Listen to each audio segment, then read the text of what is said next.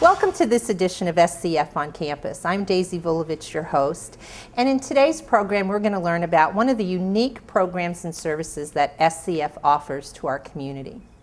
When most people think of going to college, they think of taking classes, earning a degree, getting a job, going to work for a company.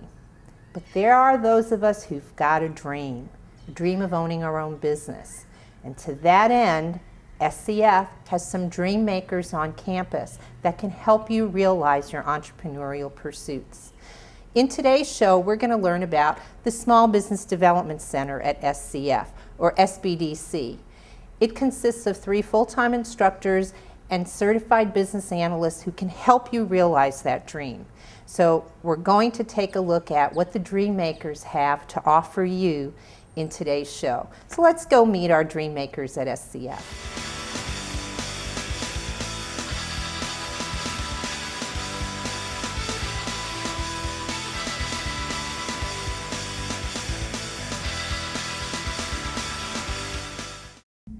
Joining us today are 2 of our staff members from our Small Business Development Center at the State College of Florida, or as they like to refer to themselves as the Dream Makers. We have Art Mahoney and Carolyn Griffin. Welcome. Thank you. So, as a college that's full of acronyms, we know that the Small Business Development Center, or SBDC, has several of its own acronyms, and each of you is often referred to as a CBA. So by way of introduction, why don't you each tell us a little bit about your background, because of course both of you have been or still are business owners, and tell us what a CBA is. And Carolyn, we'll start with you. CBA stands for Certified Business Analyst, and what that means is we have undergone training at our state regional office, another acronym, USF, at Tampa. We've gone through training on ethics, on how to talk to our customers, the information that we need to keep for our customers, confidentiality requirements and the like. It's about 2 weeks in duration. Okay. And so what's your background in business ownership? I have a degree in accounting. I spent most of my private career in accounting. I worked for a major accounting firm back in the day when there was a Big Four. I worked for one of the Big Four. I was a project manager, which means I managed a team of programmers, technical writers, designers to provide products and services for other Anderson offices. Okay. And Art, what's your background in business ownership? Well, Daisy, I came to the Small Business Development Center from a long private career in for-profit businesses. I was in for-profit businesses for 42 years. And during that time, I owned 8 businesses, 2 large ones and 6 little ones.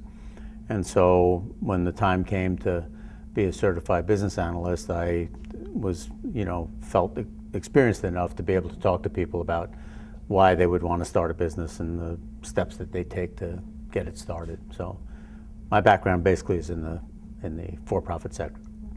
And a lot of that, in your case, being marketing. Yes. Carolyn and I have different backgrounds. Carolyn's is largely financial and strategic, and mine is largely marketing and branding. So those are usually the 2 big things that people want to talk about. So we're in a position to talk to them about both of those. So the 2 of you have backgrounds that complement each other in terms of the kinds of interests and needs people have when they come to you. Yeah, we do. Carolyn, I understand that the our SBDC is one of about 35 statewide. So tell us, what is the purpose of an SBDC? Well, our SBDC and that of those of our colleagues is to help people start a business, or if they're already in business, to help them grow their business.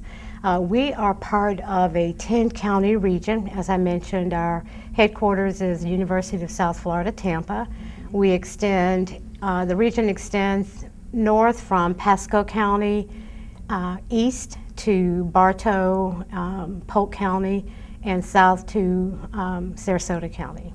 Okay, so pretty large region. So I hear that you say that you help people who are thinking of starting a business as well as those who already have a business. In a typical year, Carolyn, about how many people do you see? About 300 to 400 each year. And Art, in terms of those people who already have a business, what kinds of issues are they having? What kinds of help are you providing for those people who already have a business? Well, Daisy, people come to us for a wide range of things to discuss, but the two big ones that keep coming back over and over again are financing for their business.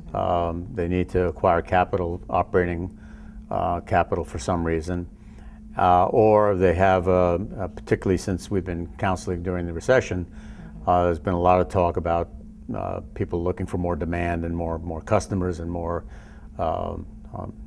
demand in their business. So we end up talking with them largely about financing and marketing, but there are many other issues too. There are IT issues, there are HR issues, and a variety of other things. But the two big ones are financing and marketing. I would agree. For sure.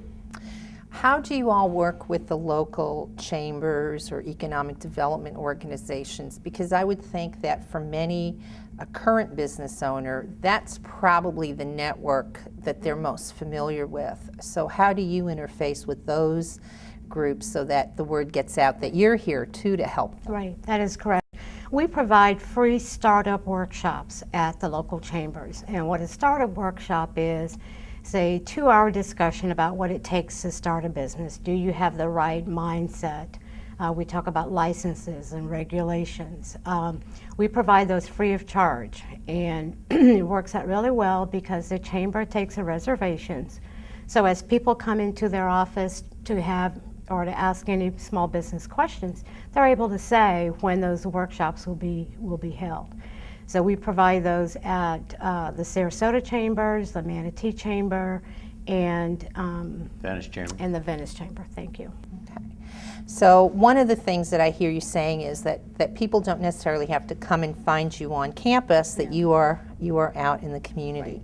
Right. Let's talk a little bit, and I want to go back to that in a minute in terms of some of the other things you're doing out in the community that I think are really pretty interesting. But in terms of the types of businesses or services that people who are thinking about starting a business, what kinds of things do you see people today coming to you saying, you know, this is my business idea? Where are the ideas? What kinds of products or services are they trying to get going?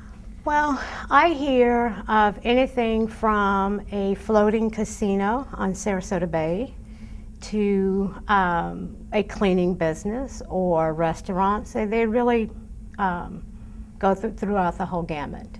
There's really a wide range of reasons why people would come in to talk to us, and the ideas really are all over the place. You can't really categorize them and say there are more in one category or in another. They really, there's some that are in the service business, some in straight retail, some selling directly to the government, some providing, you know, some personal service. There's just a wide range of reasons why people come in and they and want to talk about that particular idea. So, you mentioned the military and the government. What kinds of programs, or do you have classes on somebody who might already have a business and service and might be thinking about using some avenues to sell to the government or to? Yes, we do, Daisy. We have, there are certain certifications that you can get at the state level and at the federal level.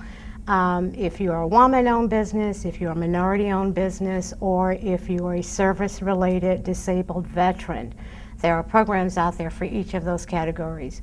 We provide training and counseling on how to get those certifications, and then once you get it, how you use those to market to the government. So where would I find those types of classes? You would look on our website.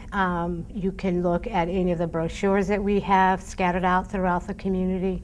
But you can go to our website, www.scf.edu/SBDC, and get a complete listing of our courses. Very good. Going back to something that we touched upon earlier in terms of work that we do out in the community. So you're out at the chambers doing startup workshops. I know one of the things you've been involved with in the last couple of years is some work down in Northport. Tell us a little bit about what's going on right now in Northport? Well, we are part of the City of Northport's Small Business Technical Assistance Program. And what that means is we provide lunch and learn workshops. We cover a variety of subjects from marketing on a budget to social networking for your business to how to network your business. We started the very first workshop this year in 2012 in March, and we have one the first Wednesday of each month until November. Okay, and those have been pretty well attended? Pretty well attended, yes. Okay. What about things that you each have done with particular agencies? I know, Art, you've been very involved in helping certain groups get their programs started. Can you tell us a little bit about what you've done, for example, with Sarasota Institute for the Ages? Because I know you were really in there helping them with their business plan. Well, we try very hard, in addition to direct counseling and counseling people on entrepreneurial issues or business starting issues, we try very hard to be a participant in the community, be an active business participant in the community.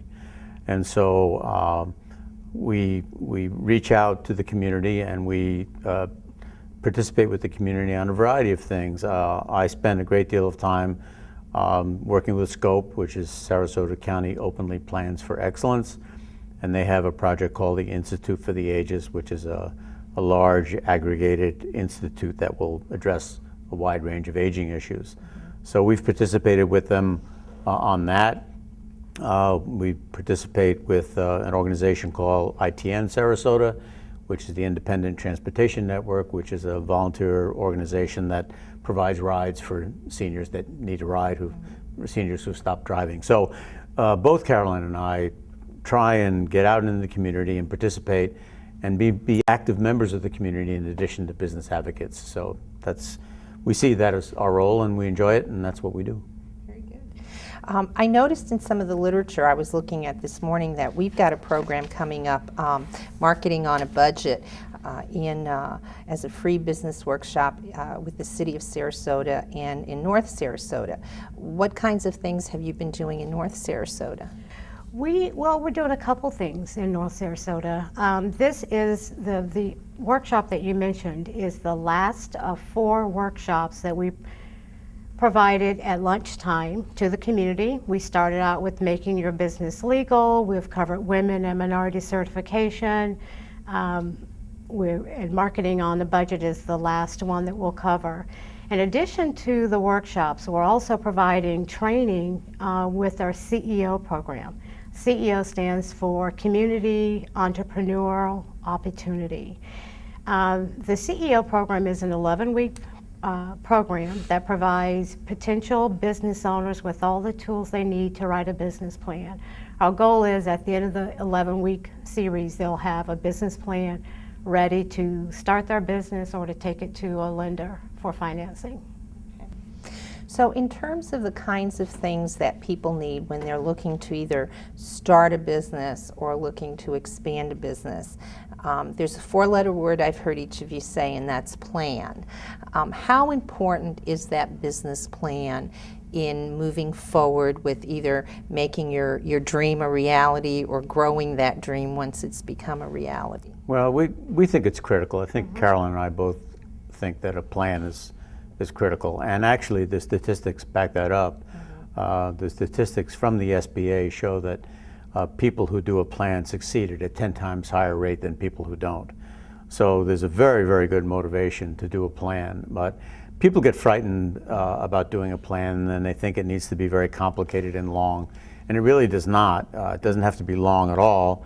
It can be short, but the key thing is that it needs to be done so that good strategic thinking is done before the business starts, and there's a good marketing plan within it and a good financial plan within it so that a person has some good direction to move forward. So we both believe very strongly in the value of a plan for everyone we talk to, and we encourage everyone we talk to do the same thing. I would agree. And you have classes for that as well? We do. We have a 3-hour class that provides tools both from a planning perspective, planning how to write the plan, But in addition, it provides the software that you can use to write your plan as well, all included. We're kind of running out of time, and I guess the one question I would ask each of you to briefly answer is, what do you think is the biggest misconception that people have today about being an entrepreneur? That the product or service that they're selling, that everyone will buy it. And we help them determine who their target market is, who will buy their product, but we hear that a lot. Okay. Art? I think the misconception that we deal with over and over again is that if somebody just walks into our office, that we're the place where they can get money for their business, and we are not that place. We're the place that gives advice as to how to prepare a business plan to go after the funds that they need, but we're not the place that has a giant cash register filled with money to give out. So I think that's the biggest misconception that I see that we deal with. But it sounds like if you have an idea for a business, or you're currently running a business and want some advice on how to expand that business, well then we've got both financial expertise in terms of providing direction and marketing expertise in terms of some creativity right here at State College of Florida with our Small Business Development Center. And I want to thank both Art and Carolyn for being the dream makers that those of us need here in our county to grow our entrepreneurs. Thank you. Daisy. Thanks for having us.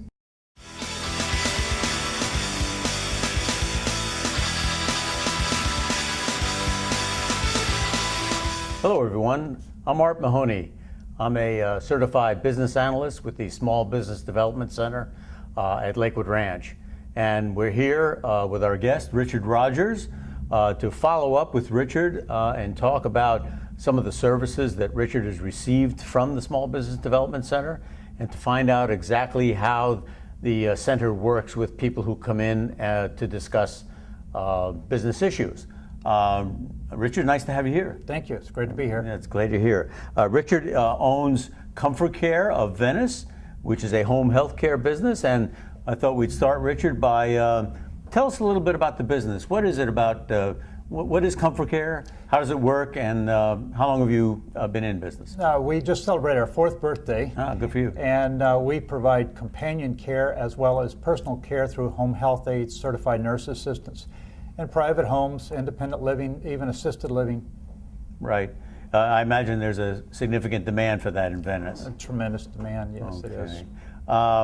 I know that Comfort Care is a franchise, and so I imagine when you were thinking about going into business, you could have gone into business on your own, but you decided to explore a franchise. Could you tell us why you went the franchise route and as opposed to going into business on your own? Well, I've had another business where I started it basically from scratch, and talking with a friend of mine who had done a lot of research on franchises, he encouraged me this time to start with a franchise. And I also had met with another agency who cared for my parents in another state, and they encouraged me to go the franchise route as well.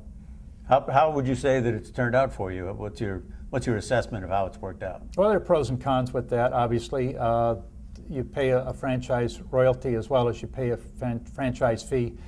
You do get support from the franchise. They do come to help, as well as telephone support, that type of thing, advertising, suggestions, marketing ideas, things like that do help in some ways. Well, I guess I can presume that you felt you needed some help over and above what the franchise was supporting, and you somehow found the Small Business Development Center. Where did you find out about the Small Business Development Center, and why did you decide to come to us to discuss your business issues? Well, actually, my wife found out about you through the college, and she was working with me at the time. Unfortunately, she's passed away since then, but she was the one that initiated the contact. So she found that the services were free and that there were experienced people available to talk about your business? Absolutely, and we needed some more guidance. We needed local guidance as well. Corporate is great, except that they're in another state, and localities make a difference in your business depending on where you are. Well, what kind of business issues did you discuss with the Small Business Development Center when you came in to talk? Well, obviously financial. We had already spent quite a bit of money of our own trying to operate the business, and we had not much business generated through that. And then we also had issues with generating the business through marketing by hiring marketers, and that wasn't working. So those were the two areas that we really needed a lot of help in. Right, and I understand that I know that you spent some time with Carolyn Griffin talking about your financing options. What were the nature of those discussions? What did you talk about? Well, we looked at what our costs were, what our income was, and what our potential income could be, and did some projections and did basically about a 2-year business plan that we presented to some financial institutions to see if that would be of any help to us as far as getting financial help. Okay, I understand that you weren't able to get help initially, and that they were still looking for some more business development from you before you could get additional funds. But did you find that assistance valuable, that all that talking about your financial plan valuable? Well, it made us look a little closer at what we were doing, what our true costs were, and where we could cut some costs, which we did. But also it made us realize that the best marketing comes from the owners. And in a small community such as Venice, getting out and being visible and making contact with people and letting them know that you are the owner and you are the one that they can contact directly, then made people much more comfortable in dealing with us and doing business with us once they got to know us. Could you tell us specifically what kind of steps did you take in Venice at the very beginning to become better known in the community and to have people know who you were? What did you do? We got very involved in a lot of network meetings, very active with the Chamber of Commerce, including the Senior Outreach Committee, which is a part of the Chamber, and just immersed ourselves in different community events, as well as the Alzheimer's Association Walk, and helped with fundraising with those things. And that's pretty much what we started with. And then I started going out, basically visiting potential referral sources and getting to know them and developing relationships with them. Right. Would you say as a business owner that you're pretty well known in the Venice community at this point? Yes, I am. It was eye-opening at our 4th birthday party, the support from the community that we had, and made us realize that we are well known and respected in the community after all of our caregivers have done such a wonderful job. That's great. What's the status of your business right now? How are you doing right now, and what's going on? What's happening with your business? Well, fortunately, we're very stable financially. Good for you. And we still use some factoring for financing for payroll, which is key, and which is pretty much used throughout the industry as one of the ways for financing payroll, since the billing can take 60 to 90 days sometimes for us to get paid, depending on the type of billing we do, whether it's insurance or VA, that type of thing. So just for our viewers out there, that's factoring is where someone comes in and buys your receivables and gives you the cash so that you have cash to operate. Absolutely, okay, right. Mm-hmm. Okay. So it's a loan without having to repay it, because it's just given to us up front, and the money's then taken out later when they get reimbursed. Right. Well, what are your aspirations as you go forward now? What do you want to do next? Where do you want to take Comfort Care next? I want to take it to expand it at least 3 times where we are. We doubled our business in the last year. Good for you. And so we definitely want to expand it at least 3 times in the next year, and that's our goal. Okay. Well, we're running out of time a little bit, and I guess there's one other thing I'd like to ask you, and that is if you were talking to a new business owner who was thinking of going into business and starting a business, what would your counsel be to them? What would you tell them to do first thing? First thing is to go see Carolyn. Wonderful. Yes, absolutely. Yeah. The first thing. The second thing to do is to come see you and get a business plan together and get a marketing plan together. Those are the 2 key issues in having a successful business. Well, good for you. I think those are good ideas. Mm-hmm. And certainly in Carolyn's case, she's an extremely competent person, so that's very nice. So, and I think that the other intangible that you get from both of you is the encouragement and the confidence and the realistic approach that yes, you can do this. We've seen people and we know who can do this, and we believe in you. Well, thank you. That's very kind to say. We knew that you were the kind of potential business owner who would really put the effort in, and so it was satisfying from our point of view as well. So we'd like to thank you very much for joining us today. Well, thank you. It was Thank my you very pleasure. much for coming, and we wish you tremendous success as you move forward.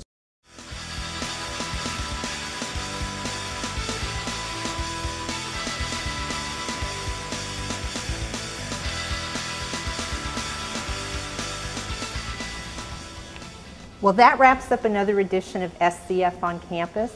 I want to give a special thanks to our staff at the Small Business Development Center, Carolyn Griffin and Art Mahoney, for joining us today, and one of the many entrepreneurs they've helped over the years, Mr. Richard Rogers.